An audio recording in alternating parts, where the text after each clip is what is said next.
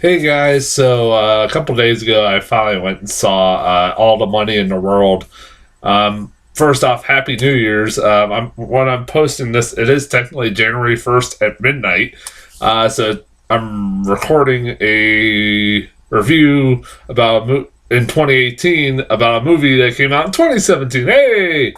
I'll be having a lot this month, I'll tell you that right now, just because I'm like I said, I'm planning on not doing my top 10 list until the end of this month because usually my movie theater kind of waits until January to start putting out a lot of the Oscar bait movies, a lot of the movies that haven't got a limited release. I'm hoping I get Shape of Water, Disaster Artist, should have happened a long time ago. Stuff like that. Hopefully, for you billboards outside Ebbing, Missouri, too. Hopefully. I don't know yet. Like I said, it's kind of a week by week basis to now know what movies I'll be getting. Um, so let's talk about All the Money in the World, the movie All the Money in the World. Um, I guess do I talk about the 500-pound gorilla in the room about while I talk about this movie? And I guess we should because I mean if you've been living under a rock, you don't know what's going on, been going on with this movie in its production. Uh, if you didn't know, a few months ago, I got a trailers for this movie a few months ago. I forget what the hell I got in front of, but it was a movie that I saw a trailer for, and I went, "That looks really good." I was really goddamn impressed by it. I was kind of looking forward to it a lot when I first saw the trailers from Ridley Scott. It had an interesting story. I even read the story about what the movie was based off of. I was like, that could be a really goddamn fascinating movie. It looked really dark and not didn't look like a very pleasant movie to watch, and it was coming out on Christmas, so what is Merry Christmas to us. Literally, it was the only wide release that on Christmas. Only movie that got released on Christmas Day at my movie theater. I don't know, but anyways, why this movie's kind of gotten a little bit famous now is because, if you haven't heard, this movie originally starred Kevin Spacey. And I don't think I have to tell you what the fuck has been going on with Kevin Spacey lately. And this movie, literally, trailers for this movie have been popping up for a couple months, and we're out there for a couple months with Kevin Spacey in it, and under full heavy makeup, old man makeup. And when the allegations started coming out in November, unfortunately, they had to do something I had never seen them do before, Hollywood ever do before, and completely edit him out of the movie and put in a new actor in Christopher Plummer playing that role. And I was like, what the hell? This happened a month before this movie came out, in November, and it was fucking insane. I've never anybody tell me in the comments that's ever happened. I know they've recast stuff before, but it was like, wow, that's interesting. And then not until a couple weeks ago did I start getting new trailers for this movie with Christopher Plummer in it, and I'm like, well, I'm still interested in this movie, but now I'm kind of curious as to whether this is a fucking clusterfuck of a mess because of them having to do all these reshoots and stuff like that a month before the movie was supposed to come out, or if it's actually still a damn good movie from what it looks like. And yeah, I'm going to tell you right now, this was a damn fucking good movie. I worry that as time goes by, this movie's just going to be remembered for the crazy production that's been history that's been going on with this thing, and all the stuff that's been on with Kevin Spacey and stuff like that. But I hope not, because this is a really goddamn good movie. Could easily be one of my favorite films of the year. This movie's pretty goddamn good, and this is honestly, Ridley Scott's best movies in fucking who knows how long. Probably since The Martian. I love Ridley Scott. I've always had Ridley Scott. I'm here to say that Christopher Plummer does a fucking fantastic job in this movie.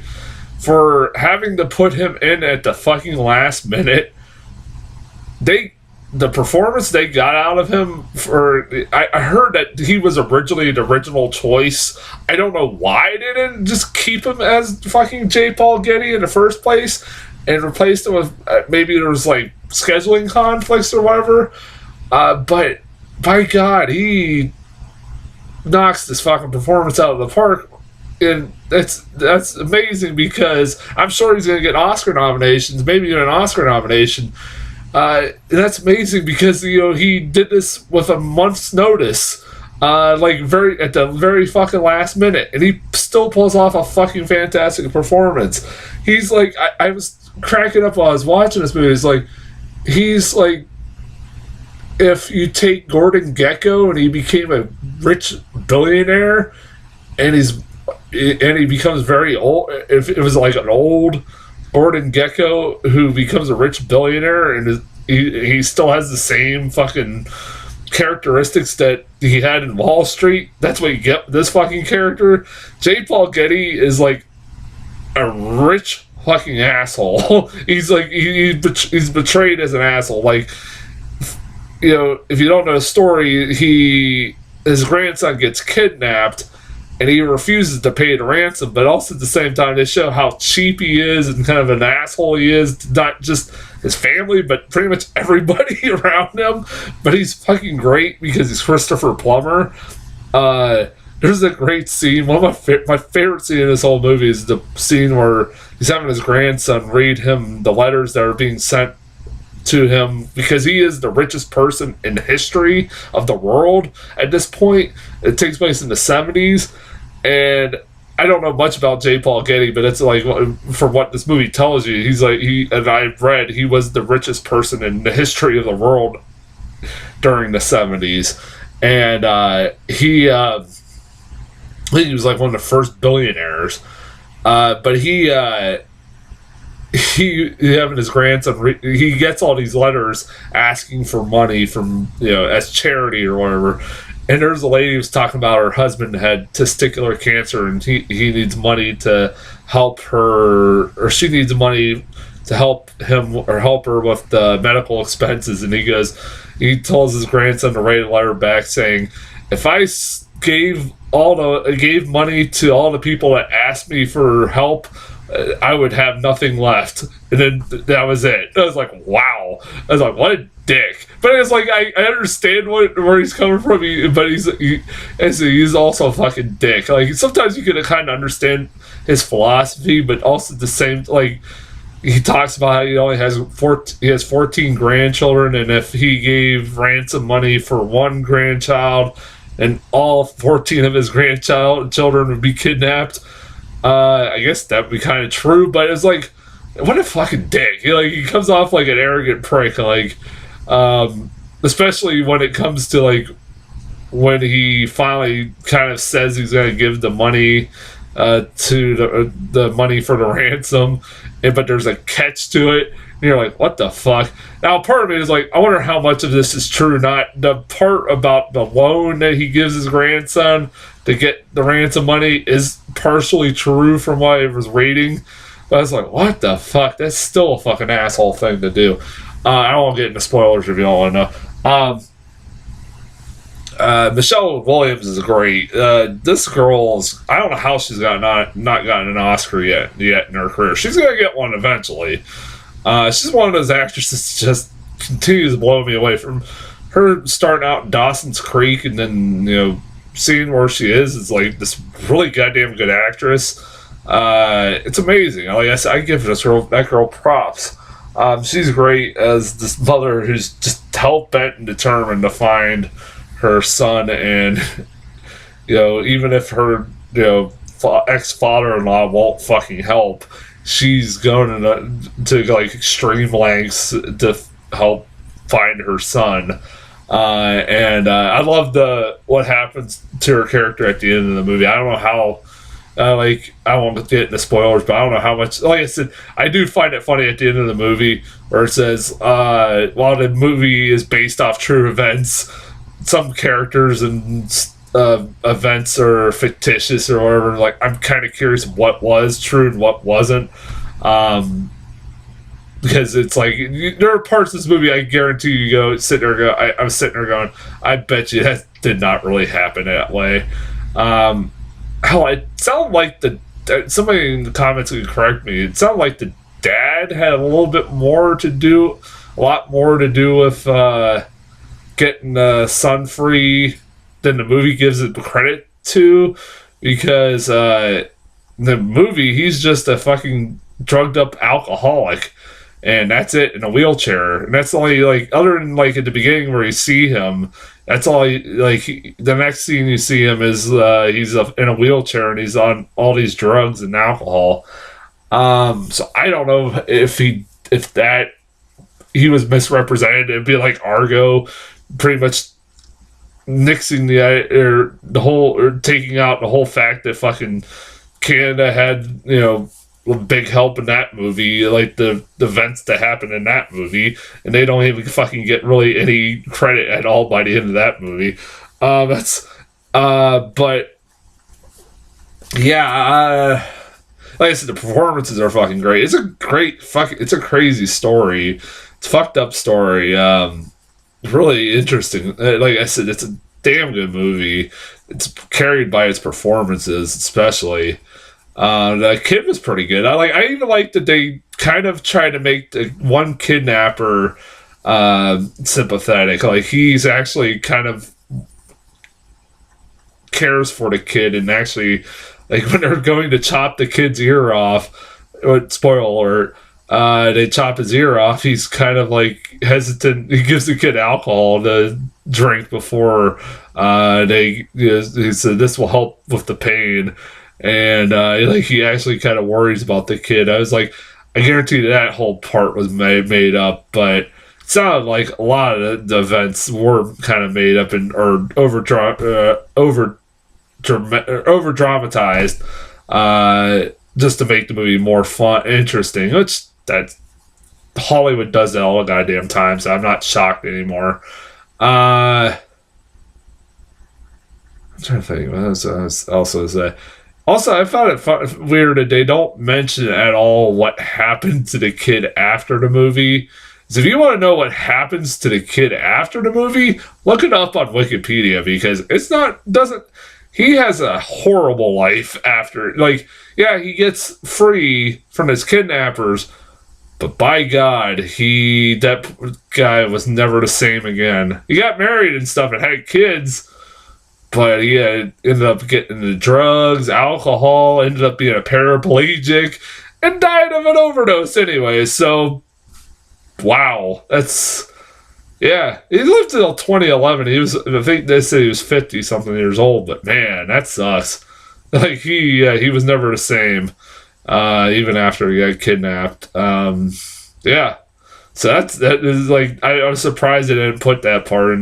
Mark Wahlberg's great in that movie too. I liked him as the ex-CIA. I almost forgot to mention, Mark Wahlberg is great in the movie. I love Mark Wahlberg as an actor anyways. He's an ex-CIA agent that I think, I'm not 100% certain, but I think his character was made up for the movie. Somebody tell me whether that's true or not. It seemed like it does. I don't think there's any accounts of a Chase Fletcher or whatever his name was ever existing in the story. So, yeah, but he, he's like an ex-CIA agent who works for J. Paul Getty, and he's assigned by J. Paul. He basically is the guy who negotiates all the deals for J. Paul Getty, and he tries to make a deal with the kidnappers to get his grandson back without having to give any money away. And he's great. I said he reaches his breaking point towards the end when he starts to realize how much of an asshole J. Paul Getty is. But yeah, he was great in that. I recommend the movie highly a lot. It's a damn good movie. Ignore the whole hoopla about Kevin Spacey and stuff like that. Just go see it. It's a damn good movie.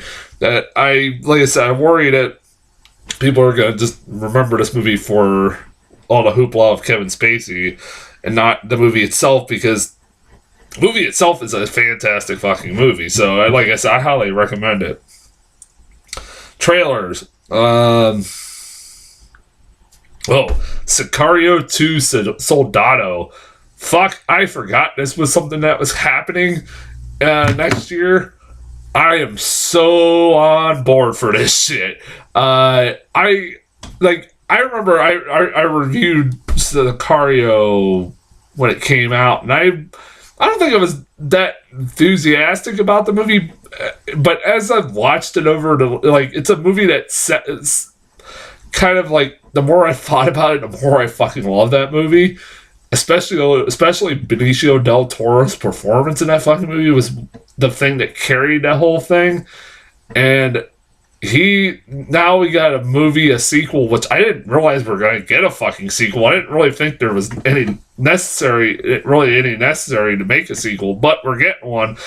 And it's with Benicio del Toro in the lead and Josh Brolin's back. No Emily Blunt. I'm like, fuck yeah, I'm all for that. Like, you follow him and like what his adventures and stuff like that. Fuck yeah, I'm all for that. So I could get behind that. Like, his character was so great in that movie. He could carry a fucking film. Oh man, his performance in this Sicario is fucking fantastic. Film stars Don't Die in Liverpool. This is a movie I've seen the title for this movie like all over the place, and I'm like, what the fuck is that?